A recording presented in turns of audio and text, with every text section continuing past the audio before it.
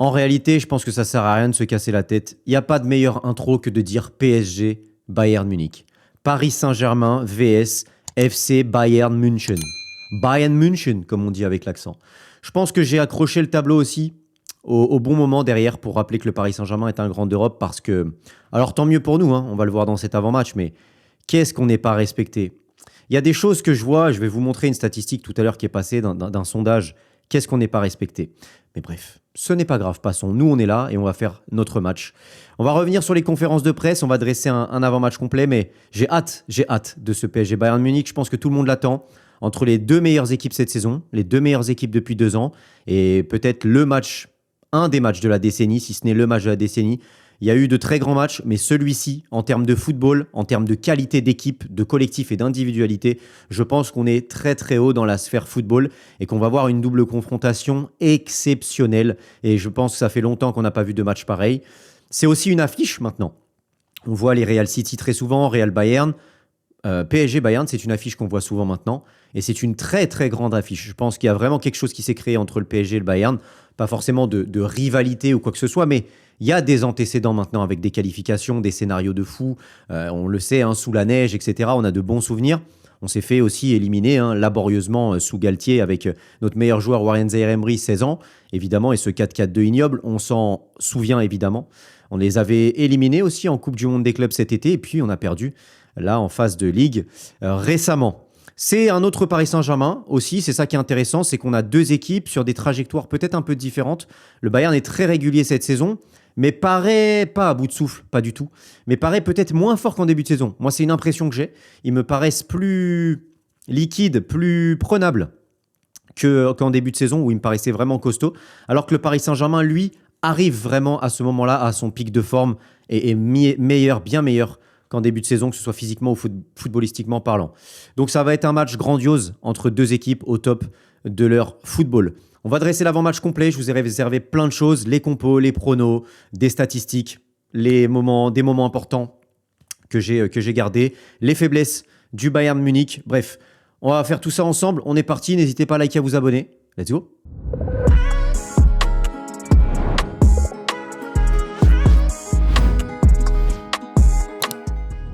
Évidemment, je pense qu'on est tous comme ça depuis ce week-end, mais c'était important quand même que nos Parisiens fassent le travail. On est en route pour un nouveau titre en Ligue 1 et en route pour potentiellement un nouveau titre en Ligue des Champions, parce qu'il faut le rappeler quand même avant cette affiche-là. Profitons de ça, parce qu'on pense au Bayern et finalement on consomme un peu le Paris Saint-Germain maintenant comme une facilité hein, d'arriver en demi-finale et une normalité, mais ça ne l'est pas. Ça fait 3 demi-finales d'affilée pour le Paris Saint-Germain en Ligue des Champions. 3 demi-finales d'affilée avec Luis Enrique, dont une finale gagnée et potentiellement encore une finale au bout. On vit quelque chose d'incroyable avec ce PSG-là et il ne faut pas oublier, il ne faut pas banaliser ces émotions, cette attente qu'on a et de profiter parce que combien de clubs aimeraient être à notre place et même combien de grands clubs aujourd'hui encore ou historiques aimeraient être à notre place. Donc n'oublions pas de profiter et de se rendre compte de la chance qu'on a, que même si on se fait éliminer, même si on se fait sortir, je l'espère avec les honneurs si tel est le cas, mais profitons de cette équipe exceptionnelle que nous offre Luis Enrique et ses joueurs depuis 3 ans. Parce que c'est encore une demi-finale, encore un dernier carré, et nous sommes la seule à être pour la 3e fois d'affilée dans le dernier carré. Et la 2e fois d'affilée, avec Arsenal du coup de l'autre côté. PSG Bayern, sacrée affiche, on y pense tous, mais ouais. Heureusement, ils ont fait le job en Ligue 1, c'était important aussi, parce qu'on va avoir un match de championnat entre les deux matchs, le Bayern aussi, mais le Bayern est déjà champion, donc on va pouvoir faire tourner. Je vais revenir un petit peu sur les conférences de presse. J'ai bien aimé ce qu'a dit Kvara au moment où il parle de la forme de l'équipe justement, où il disait que en début de saison c'était un petit peu compliqué parce que ils étaient fatigués, ils devaient enchaîner énormément de matchs, qu'ils n'ont pas eu vraiment de vacances, de coupures et qu'ils étaient vraiment fatigués et que justement à ce moment-là où ils affrontent le Bayern physiquement ils sont pas forcément au top. D'ailleurs je pense qu'on l'a remarqué, j'ai fait quelques screens tout à l'heure, je vais vous montrer, mais il y a eu beaucoup de déchets physiquement. On a vu aussi qu'ils étaient vraiment pas au top par rapport au Bayern qui à ce moment-là était prêt, était un rouleau compresseur. Voilà. Donc j'ai beaucoup aimé ce passage-là. Et puis après, il n'oublie pas aussi, même si individuellement, il y a beaucoup de louanges, même si on lui pose beaucoup de questions sur ses qualités individuelles et sa forme individuelle, de parler de l'équipe. Et il le dit, mainly the team, principalement l'équipe. Donc c'est important de voir que collectivement, et il y a une image à un moment que je vais vous montrer qui montre un petit peu ça aussi, c'est que l'équipe, quand aujourd'hui on est programmé pour arriver au top en mars-avril. Et je dirais même qu'avant on disait le Paris Saint-Germain est programmé pour être au top en février-mars, mais on ne l'était pas forcément, on se faisait tout le temps éliminer. Je dirais qu'aujourd'hui, depuis 3 ans, le Paris Saint-Germain est fait pour être au top en avril. En avril, c'est le moment des quarts et des demi-finales de Ligue des Champions. Des choses qu'on n'a pas connues pendant un long moment, les demi-finales. Tout le temps éliminé en huitième, en quart. Donc profitons. Mais cette équipe, elle est prête. Ils l'ont dit, Luis Enrique l'a dit. On est le 27 avril. Le match est le 28 avril. Et cette équipe, elle est prête. Le couteau entre les dents. Et c'est ce que disait Lucho. C'est que, comme il l'a dit face à l'Inter de Milan, son rôle aujourd'hui, l'équipe, elle est prête. Il n'y a rien à faire. Il pourrait ne pas être là, il pourrait aller dormir. L'équipe, elle est prête. Il n'y a plus rien à dire, il n'y a plus rien à faire. L'équipe est prête. Tactiquement, physiquement. Tout le monde est de retour. On va y revenir. Et ce qu'il dit, c'est que lui, il est juste là pour calmer les émotions, pour calmer ses joueurs parce qu'ils sont surmotivés. Et ça, forcément, ça nous rappelle ce qui s'est passé, cette déclaration face à l'Inter de Milan. Donc voilà, on a l'habitude aussi de ces grands rendez-vous. Je pense que ça, c'est un avantage pour Luis Enrique et face à Vincent Kompany et au Bayern Munich. C'est que ça fait un petit moment qu'on a vraiment cette régularité et que ces grands moments-là tournent en notre faveur. Et ça, c'est quelque chose pour le coup qui, du côté du Bayern, est une vraie pression parce que depuis quelques temps, même s'ils ont une très belle équipe, ils se sont très souvent vautrés sous la pression et dans les grands rendez-vous, à l'image l'année passée de l'élimination, il me semble, face à l'Inter, si je ne dis pas de bêtises, avec plusieurs gros ratés d'Harry Kane. Donc cet avantage psychologique-là et cet avantage de grands rendez-vous gagnants, on a vraiment l'avantage par rapport au Bayern et à Vincent Kompany récemment. Alors, au niveau des blessés, plus personne ne l'est, tout le monde est là, on l'a vu. Personne n'est dans le point médical à part Quentin N'Djantou. Luis Enrique l'a dit, les joueurs sont prêts, les joueurs sont à 100%. La seule interrogation, c'est Nuno Mendes et Vitinha qui seront dans le groupe. Mais la seule interrogation, c'est est-ce qu'ils seront titulaires ? En réalité, je vous le dis, je pense qu'ils le seront sans aucun souci. Nuno Mendes a rejoué face à Angers. D'ailleurs, on a eu très peur et il a fallu avoir Safonov qui l'a blessé. Au final, ça va. Donc, Nuno Mendes sera là et titulaire, je pense. Et Vitinha, je pense quand même qu'il sera là et titulaire parce que la douleur a dû passer. Et puis même, au pire, il y a quelques infiltrations, des cachets pour que la douleur passe un petit peu pour ce match-là. Et ça ira. Donc, je pense que les deux seront titulaires. Côté Bayern, par contre, grosse hécatombe. Et ça, on va le voir tout à l'heure dans les compos par rapport à l'effectif à disposition de Vincent Kompany. Mais il y a beaucoup de blessés, ce qui peut être vraiment préjudiciable pour la double confrontation. Donc, restez bien jusqu'au bout parce que vous allez voir que le Bayern, au niveau effectif, nous, on se plaint souvent. Oui, les remplaçants ne sont pas au niveau. Oui, on a besoin d'un banc. On a besoin de joueurs. Quand vous allez voir l'effectif du Bayern de dispo demain soir, vous allez voir, mardi soir, au cas où vous regardez ça mardi soir et que vous pensez que c'est mercredi soir, on ne sait jamais. Bref, Serge Gnabry, blessé, absent pour la double confrontation. Tom Bischoff, absent également, ça c'est important parce que sur le banc, c'est quand même un joueur qui est multitâche, qui peut jouer en tant que latéral, qui peut jouer au milieu de terrain. Donc ça, c'est très bien pour de remplacement ou quoi que ce soit. Ou si jamais ils ont un blessé, le fait que Tom Bischoff ne soit pas là, très bonne nouvelle, on va le voir tout à l'heure. Pareil pour Lennart Karl, très talentueux ce petit jeune, au moins devant, il ne sera pas là non plus. Il va rater le match aller, peut-être le match retour. Et pareil pour Rafael Guerreiro qui peut dépanner en tant que latéral, au milieu de terrain et en tant qu'ailier. Donc très très bonne nouvelle. 4 absents majeurs côté Bayern Munich. Donc ça c'est une bonne nouvelle. Alors évidemment le seul titulaire dans cette équipe c'est vraiment Gnabry en numéro 10. Ce sera donc Musiala. Mais Tom Bischoff, Lennart Karl et Guerreiro sont quand même des joueurs qui rentrent, notamment Lennart Karl devant pour amener de la fraîcheur et cette qualité technique de vision de jeu, de frappe, cette percussion. Donc c'est une très très bonne nouvelle pour le coup. Vincent Kompany, oui, je parlais d'un avantage psychologique et de ce genre de grand rendez-vous pour Luis Enrique. Il faut le dire, il y a le côté expérience qui va jouer, il y a le côté grand rendez-vous gagnant, comme je disais, parce que Lucho a l'habitude de gagner ces grands rendez-vous, ces doubles confrontations. Que Lucho aujourd'hui et cette équipe aujourd'hui en phase de ligue, elle n'est pas du tout la même que dans les doubles confrontations à élimination directe au moment des huitièmes, des 16e, des quarts, des demi-finales de Champions League. C'est plus du tout la même équipe, c'est plus du tout la même abnégation, c'est plus du tout géré de la même manière et Lucho en sort souvent gagnant. On le répète quand même, mais là on vient de battre 2 fois Chelsea et 2 fois Liverpool. 2-0 à Anfield, 3-0 à Stamford Bridge. Donc on est prêt.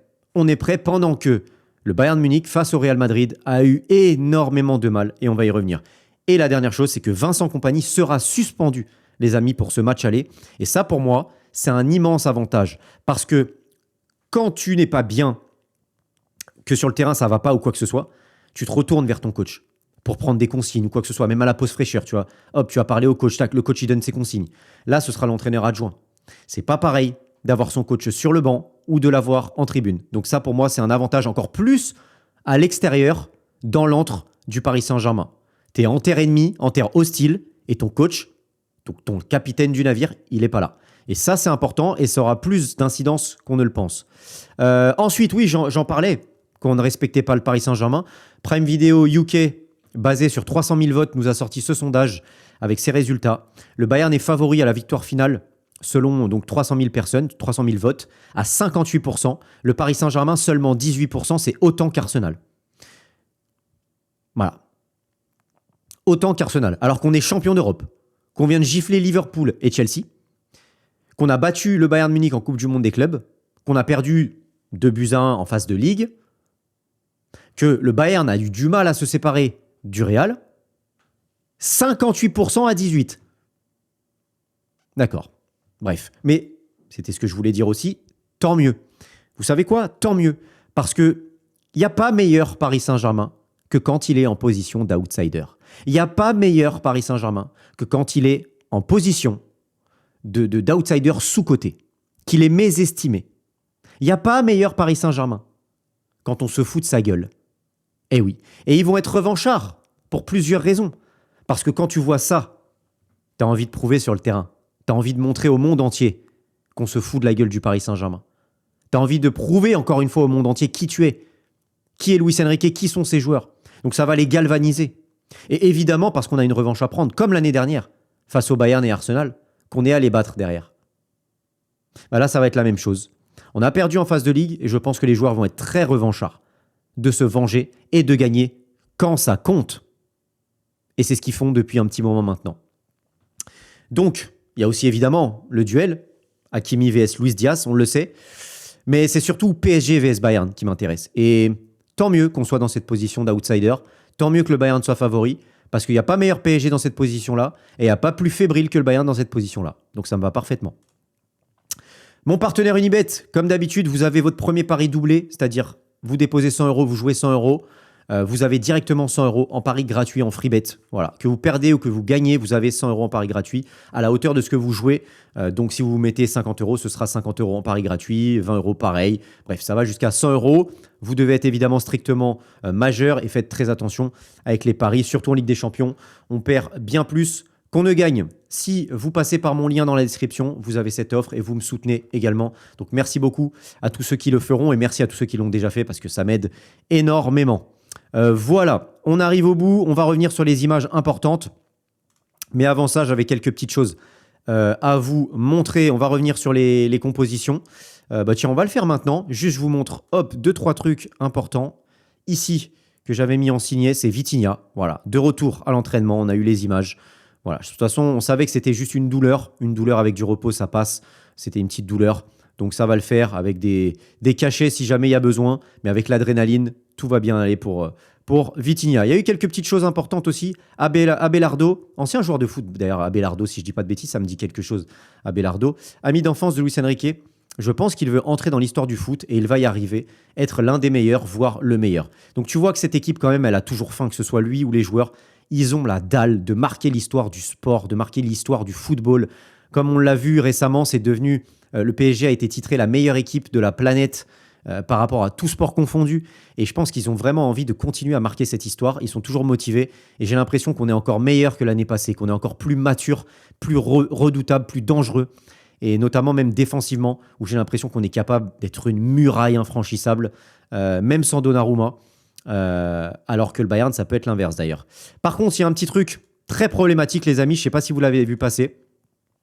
Sandro Scherrer arbitrera PSG Bayern. Un arbitre suisse, germano-suisse. Voilà, je ne comprends pas comment c'est possible. Il avait aussi arbitré la double confrontation Lille-Dortmund l'année dernière. Et il a fait scandale. Le président du LOSC avait accusé l'arbitre suisse-allemand d'impartialité. J'ai les images d'ailleurs. C'est vrai qu'ici, ils avaient sifflé un penalty, si je ne dis pas de bêtises, qui était abusé. À la mi-temps, il parlait avec les joueurs de Dortmund exclusivement. Il avait aussi donné un penalty très contesté en faveur des Allemands. Son bilan, on va le regarder quand même. Double victoire pour le PSG. Ah non, pardon, match nul face à Bruges, un partout. Et 4-0 lors du match, de premier match cette saison de Champions League, 4-0 face à l'Atalanta. Il a arbitré le Bayern 2 fois, victoire face au Lokomotiv Moscou en 2021. Et l'année dernière, face à l'Inter, ça peut peut-être nous porter bonheur, puisque l'Inter avait perdu à domicile, le Bayern pardon, avait perdu à domicile face à l'Inter, 2-1. Bon, on verra, mais c'est clair que au-delà de ça, choisir un arbitre germano-allemand, je ne comprends pas en fait. Il n'y a pas d'autres arbitres, sans déconner. Il n'y a pas un arbitre italien, il n'y a pas un arbitre espagnol, il n'y a pas un arbitre anglais, il n'y a pas un arbitre, je sais pas, argentin, même si tu veux. Enfin, non, je suppose qu'Argentin, ils arbitrent pas en Champions League. Quoique, c'est une vraie question. Dites-moi en commentaire si vous avez la réponse. Mais je suppose que ça doit être que des arbitres européens. Oui, c'est sûr, je suis juste con. Je suis juste con, voilà, ça arrive. Mais ouais, ils auraient pu nommer un autre arbitre, je pense que... Et voilà, on a les temps. Quand il y a eu la désignation de l'arbitre, pour tout vous dire, quand j'ai vu qu'il était suisse-allemand, j'ai trouvé ça assez particulier. Et la mi-temps... Mais totalement, en fait. Totalement. Bref, on va pas se cacher derrière tout ça. Mais c'est un petit peu problématique. Bon, avant de passer aux forces-faiblesses, je vais parler d'abord des compositions parce que ça va être relativement rapide. Alors, côté Bayern Munich, c'est ce que je vous disais. Il y a beaucoup d'absents. Donc, Gnabry, Karl, Guerreiro, Bischoff et Ulreich, le gardien numéro 2. Et regardez les gâchettes à disposition du Bayern. Là, c'est un gardien, donc le gardien remplaçant. Donc, ça va s'articuler comme ça, sans surprise. Stanisic, Upamecano, Ta, Leimer. Kimmich, Pavlovic, Musiala, donc à la place de Gnabry. Olise, Kane, Luis Diaz. Je pense qu'il n'y a aucun doute là-dessus. Mais regardez en sortie de banc. Tu peux avoir que Ito et Kim dans l'axe. Tu peux avoir que Davis comme latéral à la place de Stanisic ou Leimer. Tu n'as qu'un latéral de métier sur le banc. Tu n'as qu'un milieu de terrain de métier sur le banc, c'est Goretzka. Et tu n'as qu'un joueur offensif sur le banc, c'est Nicolas Jackson. Ça veut dire que tu peux faire qu'un changement offensif, et c'est Jackson, pas le meilleur changement. Pareil au milieu de terrain, et c'est Goretzka à 58 ans. Pareil en tant que latéral, c'est Davis. Donc tu as très très peu de solutions pour Vincent Kompany, pour faire souffler un joueur ou quoi que ce soit. Et si jamais tu as un blessé, ou je sais pas, un suspendu pour le prochain match par exemple, bah, ça peut te coûter très cher. Donc vous voyez, quand on se plaint de notre banc à nous, regardez tout ce qu'on a à nous. Donc c'est quand même pas mal. Côté PSG, quel compo il y aura? Je pense qu'il n'y aura pas de surprise. Retour de Nuno Mendes derrière. Retour de... il est où Marquinhos? Il est déjà là. Pacho qui a joué face à Angers sera là. Marquinhos. Et évidemment, il est où Achraf Hakimi. D'ailleurs, ça fait plaisir parce qu'au final, tout le monde est là. Tout le monde est là et quasiment à 100% pour tout le monde. Au milieu de terrain, Vitinha, sera de retour avec João Neves. Et à titre personnel, donc est-ce que ce sera Fabian ou est-ce que ce sera Warren? Je pense que ce sera Warren parce qu'il est sur quand même une saison dantesque. Il a fait un match au Parc face à Liverpool qui était exceptionnel. Et je pense que physiquement, on va avoir besoin de lui parce qu'il y a un gros milieu de terrain. Mais pour récupérer des ballons, et on sait que face à cette équipe, comme elle se projette beaucoup vers l'avant et qu'elle laisse beaucoup d'espace, la récupération de balles va être très importante. On l'avait déjà vu en Coupe du Monde des clubs. On l'a vu aussi contre le Real. Dès que le Real récupérait des ballons en 2-3 passes, ils arrivaient à se projeter. Donc la récupération de balles va être très importante. Et là-dessus, Warren Zaïre-Emery, par rapport à son abattage, les kilomètres parcourus et les duels gagnés, il va être méga important. Même pour les courses, pour se projeter, pour porter le ballon en contre-attaque ou quoi que ce soit. Donc je pense vraiment que par rapport à l'état physique des deux joueurs, même si Fabian peut être précieux, notamment dans l'attaque des espaces, parce qu'il est toujours bien placé, je pense que sur cette double confrontation aller, ce sera Warren Zaïre-Emery. Au retour, à voir, même si je dirais que Warren part devant, mais à l'aller, je pense que ce sera Zaïre-Emery avec Neves et Vitinha. D'ailleurs, ce sera peut-être inversé avec un rôle important. Non, ce sera ça. Avec justement João Neves, je pense qu'il va aider Nuno Mendes sur le côté gauche. Et c'est pour ça que peut-être que ce ne sera pas Fabian, parce qu'il va y avoir surtout Michael Olise avec Musiala très proche, Kane dans cette zone. Et donc, il va y avoir Nuno Mendes qui va avoir besoin d'aide de João Neves. Donc, ça va être important d'avoir Neves ici, Warren, Vitinha et aider Nuno Mendes. Voilà. Et devant, bon, sans aucun doute, je pense qu'on aura Gvara, Dembélé. Et après, est-ce que ce sera Barcola ou Doué? J'ai l'impression que Barcola part en ballottage favorable par rapport aux dernières prestations, au retour aussi de blessures. Je pense qu'il part devant. Et pour moi, c'est une des clés du match parce que Leimer joue très très haut. Cette équipe joue très très haut. On voit Upamecano, Ta très très très très très très haut. On a vu la vitesse de Vinicius et de Mbappé faire très très mal à cette équipe. On a vu Barcola en Coupe du Monde des clubs faire très très mal à cette équipe. Donc pour moi, le game changer, l'atout numéro 1, c'est lui. C'est lui, le joueur clé. Avec les décrochages de Dembélé, la qualité de passe de nos joueurs à la récupération et pour aller très vite vers l'avant, c'est ici la clé. C'est le côté droit, Achraf Hakimi, Barcola. Pour moi, c'est vraiment ça.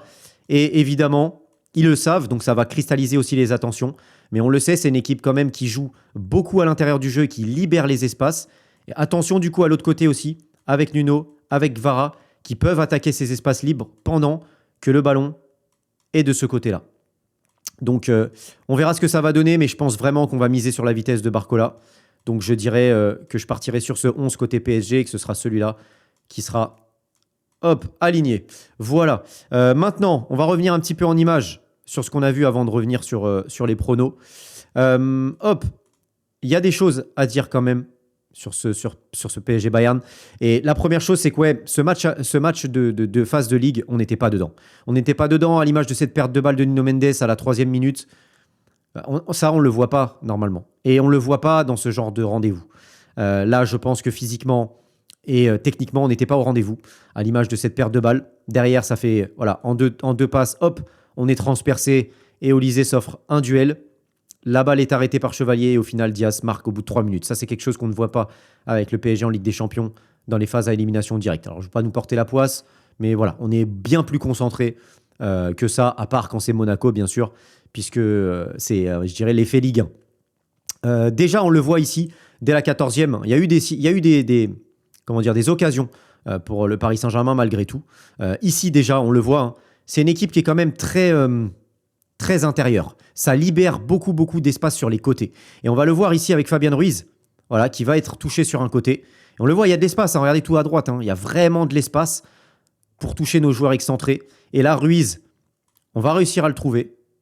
Ici, on va réussir à trouver Barcola 5 minutes après. Et regardez tout en haut, Fabian Ruiz encore tout seul. Barcola a de l'espace, il peut rentrer en 1 contre 1 dans la surface. Et ça, le Bayern Munich, il joue très souvent là-dessus, sur des 1 contre 1. On a vu Vinicius, Mbappé, très souvent 1 contre 1, Trent, souvent 1 contre 1 aussi quand il montait. On a vu beaucoup de joueurs du Real se retrouver dans les 1 contre 1 face au Bayern. Et dans les 1 contre 1, on est très fort. Donc attention, parce qu'il pourrait se faire surprendre là-dessus. Oui, donc là en 1 contre 1, Barcola rentre dans la surface. Et regardez Fabian, tout seul là-haut. Barcola l'a vu, centre de Fabian. Et le but de Dembélé, donc qui sera refusé pour un poil de couille. Mais voilà, ça peut tout changer. Au bout de 20 minutes, il peut y avoir un partout. Et on part sur un tout autre match. Encore une fois, 30e minute, perte de balle. Une perte de balle d'Achraf Hakimi, perte de balle inhabituelle.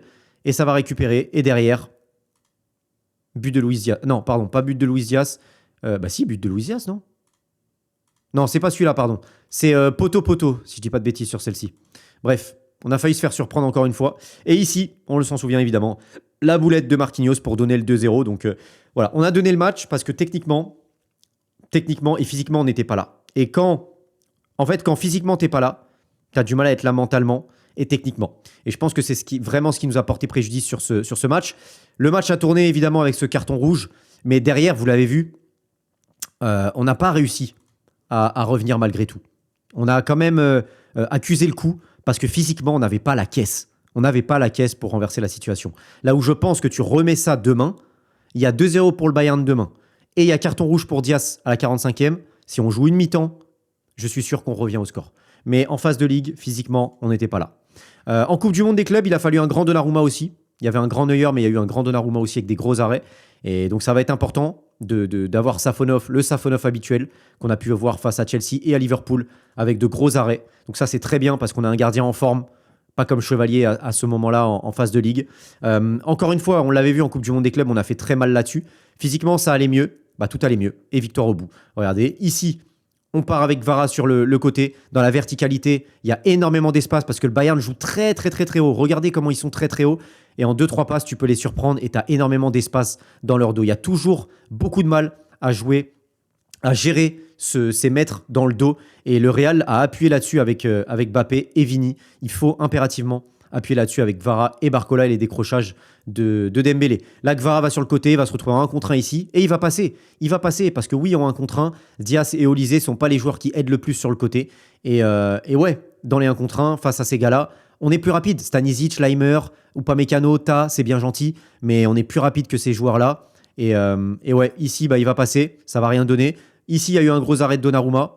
Comme je disais, ça va être important pour Safonov. Et là, encore une fois, voilà, en 2-3 passes, hop, Gvara ici pour Barcola. Regardez l'alignement, regardez comment ils sont hauts. Regardez Upamecano, il est presque au niveau de l'arbitre, il est dans le rond central. Vous voyez, c'est pas normal. C'est pas normal de voir ça. Et le Bayern laisse tellement d'espace. Regardez, Ta et Upamecano sont dans notre partie de terrain. C'est incroyable. Et Barcola va se présenter en 1 contre 1. Malheureusement, super arrêt de Manuel Neuer. Mais voilà, pour moi, la clé, elle est ici. Barcola dans la profondeur, Barcola dans les espaces. C'est ici qu'il faut appuyer parce que cette équipe joue extrêmement haut. Manuel Neuer et ses boulettes, on l'a encore vu face au Real Madrid. Il en avait déjà fait une ici. Et c'est pour moi l'autre aspect important de cette rencontre, côté Bayern, la faille, c'est les erreurs individuelles. Il y a énormément d'erreurs individuelles. Upamecano, cette saison, en fait moins que d'habitude. Clairement, il est à un top niveau, mais on l'a vu face au Real. Je vais vous montrer l'image tout à l'heure. Il y a eu les vieux démons qui ont frappé côté Upamecano. Et Neuer, on l'a vu et on le voit habituellement et on l'avait déjà vu sur cette rencontre ici. Pareil pour Jonathan Ta, qui a failli prendre un carton rouge, je le rappelle, face au Real Madrid. La semelle sur Mbappé, pour moi, ça devait faire rouge. Ça n'a pas fait rouge. Mais ouais, dans les 1 contre 1, on n'est pas sur un défenseur élite, Jonathan Ta. Et là, ouais, bref, boulette de Neuer. Malheureusement, Dembélé n'en a pas profité. Et il a fallu attendre la 77e avec, encore une fois, du jeu sur le côté, avec Hakimi qui est tout seul et qui va profiter de l'appel de João Neves qui appelle. Hop, en profondeur. João Neves va donner à Désiré Doué. Et Désiré Doué va marquer magnifiquement. Et ça, c'est un autre point important. C'est l'état physique. Parce que j'ai l'impression que physiquement, nous, on est comme ça. Alors que le Bayern pêche un petit peu physiquement. Ils ont encaissé pas mal de buts ces derniers temps. Face au Real, franchement, ils passent pas loin de la correctionnelle. Et donc, d'un point de vue physique, j'ai l'impression que le PSG fait ça. Alors que le Bayern, ils sont comme ça. Et voire, il y a une petite période de turbulence. Donc, à voir. En tout cas, là-dessus, nous, on a pu faire rentrer des joueurs aussi. On peut faire rentrer un mec comme Désiré Doué, comme Ramos, comme Kanguinli, peu importe, mais notamment Désiré Doué, si c'est lui qui est sur le banc. Alors que côté Bayern, ils n'ont pas cette solution-là. Et face à un Bayern fatigué, qui aura couru pendant 70 minutes, avoir Désiré Doué et son sens du but, ça peut faire la différence. Je ne l'ai pas mis dans mes pronos, spoiler, mais honnêtement, attention au 2e but ou au 3e but de Désiré Doué, possiblement. On a eu ce 2e but aussi, même à 10. Comme quoi, physiquement, on a mieux fini qu'eux. À 9, pardon. Avec 2 cartons rouges, on arrive à marquer comme ça à la 95e. Parce que cette équipe laisse beaucoup d'espace et parce que physiquement, on a mieux fini qu'eux. Tout simplement. Cette équipe de malade mental. Oui, face au Real, du coup, ils m'ont vraiment pas rassuré. Et c'est pour ça que je comprends pas d'ailleurs comment on met autant le Bayern en avant, comment on met autant le Bayern favori, après avoir vu ce qu'on a vu sur 2 matchs face au Real. Parce que c'est pas comme si on l'avait vu que sur un match. Et l'autre, ils l'ont... voilà. Non, sur 2 matchs, ils ont frôlé la correctionnelle. Sur 2 matchs, ils ont montré beaucoup de signes de fébrilité. Face à un Real qui ne met pas un pied devant l'autre. Face à un Real avec Mbappé qui ne gagne pas un seul match. Donc c'est alarmant. Et je ne comprends pas pourquoi on les met autant favoris. Donc ici, il y a eu d'entrée cette boulette, évidemment, de Neuer. 2e ici, hop, Arda sur coup franc, pan, pleine lucarne. Neuer qui fait son âge, qui n'arrive pas à la sortir. Très bien tiré aussi, mais bon. Voilà, je trouve qu'il fait son âge, personnellement, même s'il fait encore de gros arrêts. Le point fort, évidemment, du Bayern, c'est en dessous de moi, c'est Upamecano, bien sûr. C'est aussi pour ça que c'est un point faible, parce que regardez là, si tu perds le ballon, vous avez vu comment ils sont très hauts, Upamecano et Jonathan Ta. Là, tu pars en contre-attaque. En plus, tu n'es même pas hors jeu parce que la ligne médiane, elle est bien devant. Donc, tu peux lancer Barcola sans aucun problème si tu récupères le ballon. Sauf que Upamecano va s'avancer. Ça, il faut faire très attention parce que des prises d'initiative comme ça, il y en a beaucoup. Surtout Upamecano qui vient chasser comme un milieu de terrain, comme un attaquant et qui n'hésite pas à se projeter avec ballon. Et là, voilà, le Real, évidemment, qui attend très bas, qui défend à peine en faisant semblant. Upamecano va servir Kane qui va faire but. Ici, comme je disais, comme d'habitude, sur la largeur, et pourtant on n'est pas hyper large côté Real, mais sur la largeur, dans le dos des centraux, voilà, les latéraux sont très hauts, il y a de la place dans le dos et Vini va frapper au-dessus. Encore une fois ici, en 2-3 passes, Bellingham va trouver Vinicius et vous voyez Jonathan Ta qui est hyper haut, vous voyez Upamecano qui est en dessous de moi, qui est au milieu de terrain, et vous voyez Jonathan Ta lui aussi qui couvre mais qui est très haut. Vinicius va partir et va se retrouver en 1 contre 1 pour servir Mbappé.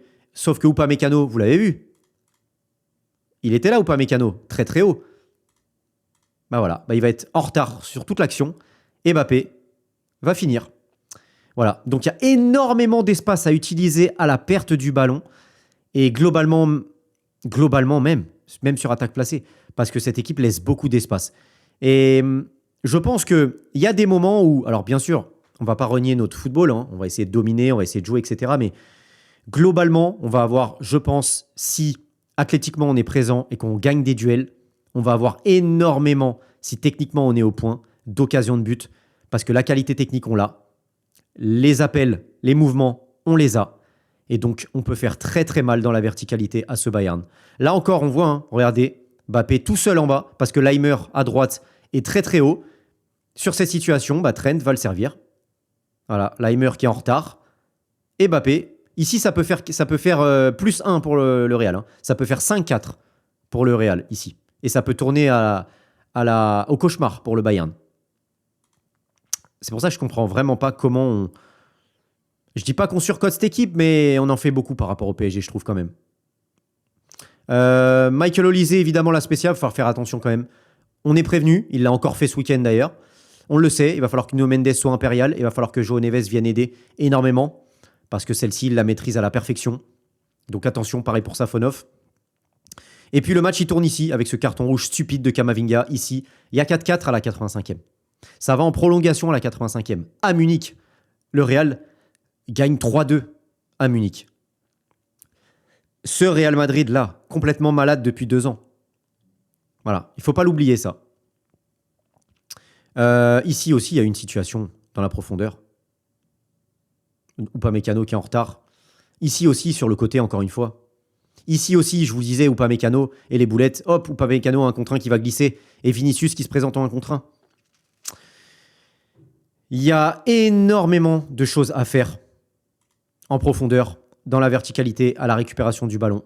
Parce que cette équipe, c'est un peu le football total. Ça joue extrêmement haut, quitte à prendre beaucoup de buts. Et c'est pour ça que je vois le PSG gagner. Parce que, pour moi, cette équipe n'est pas assez solide. Cette équipe n'est pas assez solide pour passer ce tour face au Paris Saint-Germain. Et je pense que même face à Arsenal, ça pourrait ne pas suffire. Je pense qu'à ce stade de la compétition, tu as besoin, un peu à l'image du Barça, même si c'est plus fort défensivement bien sûr, tu as besoin de garanties défensives et offensives. Et tu as besoin d'être collectivement solide. C'est vraiment pas l'image que j'ai de ce Bayern. Peut-être que je me trompe, on verra. Mais pour moi, cette équipe n'est pas assez solide. Alors qu'au contraire, le PSG paraît beaucoup plus solide qu'à l'accoutumée, qu'en début de saison, et plus solide que le Bayern, tout simplement. Donc, je vois une victoire du Paris Saint-Germain à 2-20. 2-20 au Parc des Princes, 2-85 pour le Bayern. Le PSG est tellement sous-coté, c'est abusé. Mais ouais, je vois une victoire du Paris Saint-Germain sur le score de 2-1 ou 3-1. Je vois le 2-1, mais honnêtement, je vois bien Désiré Doué rentrer et marquer le 3e. Donc voilà, j'hésite entre 2-1 et 3-1. Dites-moi vos pronos, les amis, en commentaire. Mon joueur décisif, c'est lui, Bradley Barcola. Buteur ou passeur à 1,90. Bradley Barcola. Parce que pour moi, par rapport aux faiblesses du Bayern, aux points faibles du Bayern, notre atout majeur, notre atout numéro 1, ça va être lui. Ça va être Bradley Barcola. Je pense qu'il va faire très très mal. Pas forcément en tant que buteur, mais dans l'espace, pour un centre pour Dembélé, un centre pour Doué, un centre pour Kvara, peu importe, un centre pour Neves, celui qui se projette, ou Hakimi. Bradley Barcola, ouais. Buteur ou passeur décisif. Et justement, mon double chance buteur, ça va être Barcola ou Hakimi. Parce que je pense que Hakimi, déjà, il aura envie de revanche, évidemment, face à Luis Diaz. Envie de se venger de la défaite au match en phase de Ligue. Parce que dans les grands rendez-vous, il est toujours présent. Il a marqué l'année dernière face à Arsenal. Il a marqué, il me semble, en quart, il a marqué en demi, il a marqué en finale.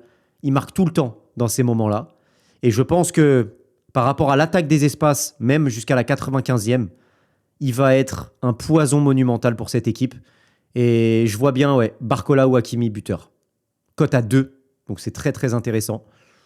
Donc ouais, je partirai là-dessus. Voilà pour mes pronos, les amis. Merci à tous ceux qui passeront par le lien dans la description. Comme je disais, vous avez 100 euros de bonus, jusqu'à 100 euros en free bet, que vous gagnez ou que vous perdiez. Voilà. Et puis, j'espère que cet avant-match vous a plu, tout simplement. Dites-moi ce que vous en pensez dans les commentaires. On se retrouve très vite pour une nouvelle vidéo. D'ici là, portez-vous bien. Et surtout, n'oubliez pas d'être heureux. Ciao.